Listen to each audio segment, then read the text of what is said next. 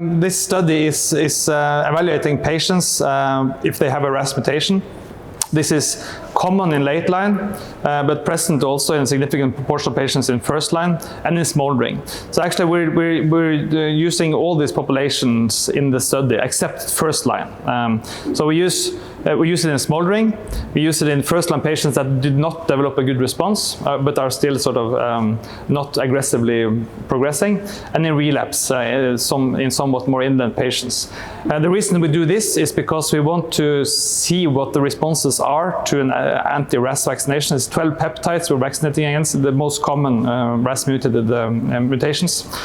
And we know that the monotherapy is probably not a very efficient treatment, especially at beginnings. We cannot use it in aggressively progressing patients. What I think we understand is that even though, one question is, do we, with this vaccination, kill the RAS-mutated clones? So that's being investigated in the trial. One thing is responses, and another thing is whether it kills those particular clones. So I think it will be difficult to show really good response rates when it comes to the total clone, because RAS mutations is often subclonal. So even if you kill them, you still have the rest of the disease.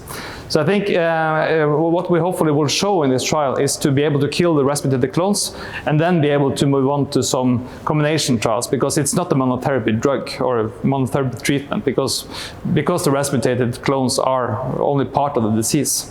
But we want to show here, we haven't come there yet, that we're killing the RAS-mutated clones and then sort of make the way to combine this. We wrote a review actually published this summer about vaccination trials being performed previously in myeloma, and the results are not very good. So it's not been a good sort of tactic so far. So but the possibility, potential is whether it can add something to some other combination treatment in the future.